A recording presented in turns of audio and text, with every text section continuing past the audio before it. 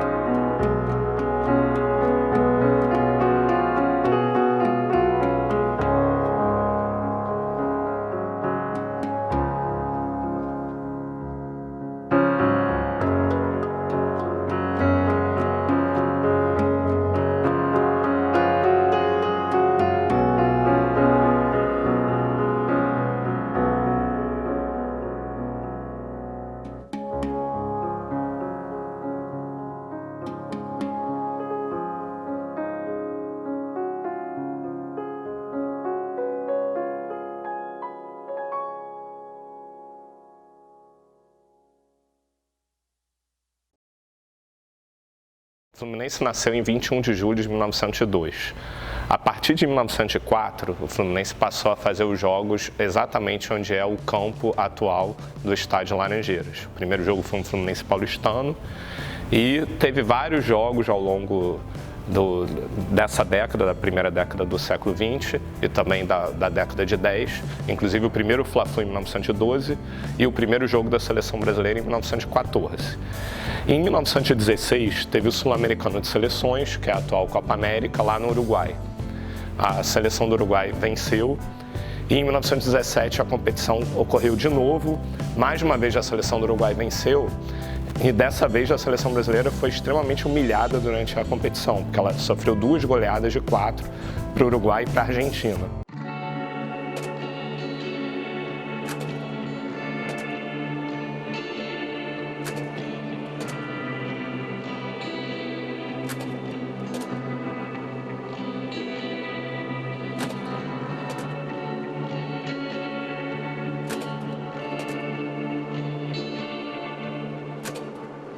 O Marcos Carneiro de Mendonça, que era o goleiro da seleção brasileira e grande ídolo do Fluminense na década de 10, ele voltou dessa competição, conversou com o Arnaldo Guini, que era o presidente do Fluminense, e explicou a necessidade que o Brasil, não só o Fluminense, mas como o Brasil teria de ter um estádio como havia lá no exterior. E o Brasil tinha se candidatado para sediar o Sul-Americano de Seleções de 1918, iria sediar a competição e precisava ter um grande palco, um grande cenário para esse torneio. Ficou decidido que o Fluminense iria acampar, abrigar essa ideia dessa construção. O Brasil era um país muito pobre na época, não teria recursos para construir um estádio. O Arnaldo Guini liderou essa iniciativa junto com os sócios do Fluminense e começou já naquele momento o projeto para a construção do estádio. Mas só que em 1918 teve a gripe espanhola que afetou milhões de pessoas pelo Brasil e o mundo. Acabou que o projeto que seria para 1918 passou para 1919. A construção e a inauguração, que também seria em 1918, foi tudo guiada para 1919. Acabou que o primeiro jogo ocorreu em maio de 1919, no dia 11 de maio, num jogo Brasil e Chile, que foi a estreia do Sul-Americano de Seleções. O Brasil venceu de 6-0. O Brasil fez uma ótima competição, como era de se esperar, a primeira vez do Brasil sediando um torneio desse porte. E a final foi o último jogo, que não foi a final, mas acabou decidindo, porque os dois times estavam invictos, foi Brasil e Uruguai. teve um jogo que foi 0-0, que foi um empate, aí teve que ter um jogo extra. Né? Esse jogo extra também estava empate. Aí na prorrogação o Friedenreich fez o gol no último minuto da prorrogação, o Brasil foi campeão e ali houve o despertar das multidões, houve também a paixão pelo futebol brasileiro começou a nascer, justamente nesse momento, que foi um grande feito o Brasil ganhar daquela seleção do Uruguai, porque foi a maior seleção do Uruguai da história, né, uma seleção que foi a base da Celeste Olímpica, que foi campeã em 1924 e 28 dos Jogos Olímpicos, depois campeã mundial em 1930 na primeira Copa do Mundo realizada no Uruguai. Né, foi o grande momento do futebol uruguaio e o Brasil conseguiu vencer já em 1919 e depois também em 1922 aqui em Laranjeiras, que essa competição se repetiu aqui em Laranjeiras.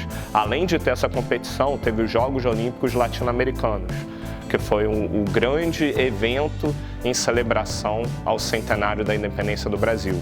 Mais uma vez, o Brasil não tinha recursos para fazer uma grande festa e o Fluminense ampliou o estádio e acampou um grande evento aqui em Laranjeiras. Durante toda a década de 20, o estádio Laranjeiras foi o grande palco da seleção brasileira. Né? Até 1931, o Brasil fez 18 jogos aqui, venceu 13, empatou 5, quer dizer, invicto, e conquistou 3 títulos. Né? Quer dizer, aqui é o berço da seleção brasileira e também um palco extremamente vitorioso para a seleção. Além de ser também o palco de vários títulos do Fluminense, né? O Fluminense conquistou muitos títulos aqui, não só o Fluminense, como Flamengo, Vasco, Botafogo, até América e Bangu tiveram títulos conquistados aqui em Laranjeiras. Né? Nos anos 30 teve vários grandes eventos aqui também em Laranjeiras, teve a missa campal para a inauguração do Cristo Redentor, que não por acaso é de frente aqui para Laranjeiras, em 1931. Já em 1942 teve um evento muito significativo também, que foi quando o Brasil aderiu aos aliados na Segunda Guerra Mundial e teve uma cotização entre os sócios do Fluminense que doaram um avião para a Força Aérea Brasileira e antes de um Fla-Flu houve a inauguração oficial desse avião aqui em 1942.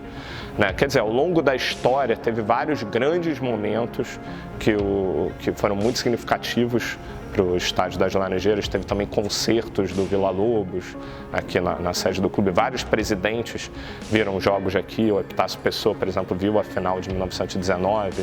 Getúlio Vargas também, volta e meia, estava aqui nos anos 30.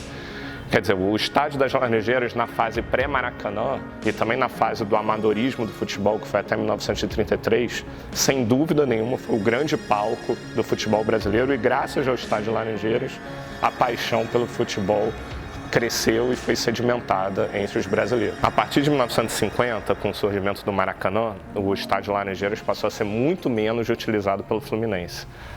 Naturalmente até porque o Maracanã virou o grande palco do futebol brasileiro e o Fluminense, a partir de então, adotou o Maracanã como seu estádio e teve grandes jogos e grandes conquistas no estádio do Maracanã. Curiosamente, em 1950, houve uma possibilidade, logo depois da Copa do Mundo 50, de uma troca de Laranjeiras pelo Maracanã. Esse assunto chegou a ser discutido internamente no Fluminense e também na imprensa na época, mas já acabou não indo à frente. Em 1961, o estádio das Laranjeiras já acabou sendo mutilado, uma parte dele, né, que a gente até considera uma espécie de crime do século, que foi uma pena ter destruído uma parte dele. Talvez hoje em dia, com as modernidades que existem em termos de arquitetura, engenharia, de tráfego também, talvez isso daí não teria sido feito. E a partir de então começou a ser menos utilizado ainda, porque a capacidade dele caiu drasticamente e o último jogo dele oficial foi em 1970, durante o Campeonato Carioca, que foi um empate 2-2 do Fluminense com o Olaria. Até se o Fluminense tivesse vencido essa partida, o Fluminense teria sido campeão, né, porque o Fluminense foi campeão estadual em 69, campeão brasileiro em 70 e campeão estadual em 71. Quer dizer, poderia até ter sido tricampeão. Seria o mesmo roteiro de 83, 84, 85, teria igualzinho em 69, 70 e 71. E só voltou a ter jogo aqui depois, em 1986, que teve uma partida Fluminense e São Paulo, que era dos vencedores do Carioca contra o Paulista, um amistoso, que foi 2-2. E a partir de 86 e até 2003 tiveram várias partidas. Nos anos 90 o Fluminense foi campeão da Taça Guanabara em 91 e 93 aqui em Laranjeiras contra o América e o Volta Redonda, respectivamente.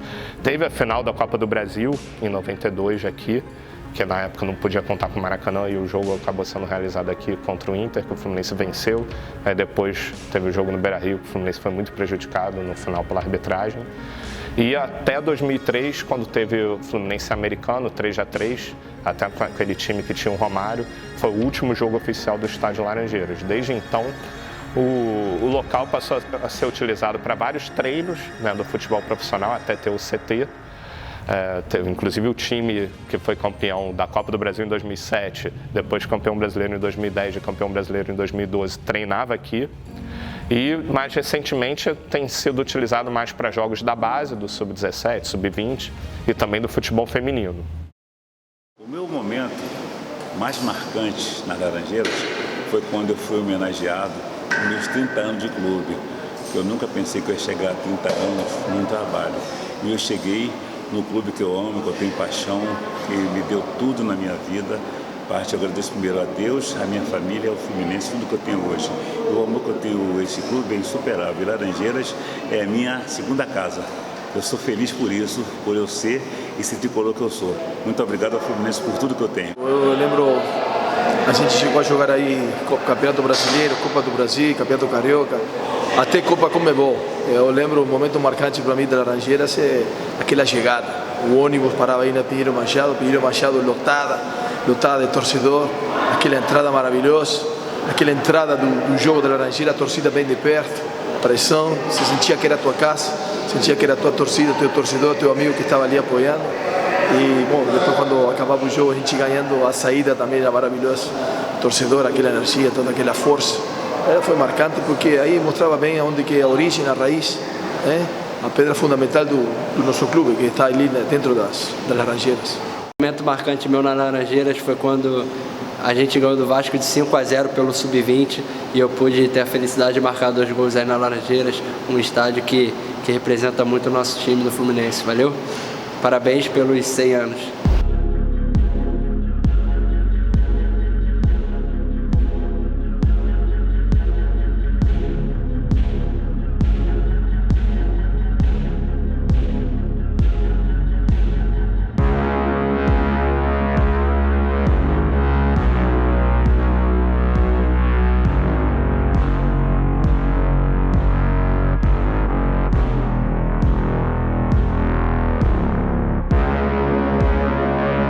Se hoje a gente tem o futebol como grande esporte do Brasil, como grande paixão nacional, isso se deve ao trabalho que o Fluminense, em conjunto com o Estádio Laranjeiras, teve para sedimentar essa grande paixão entre os brasileiros.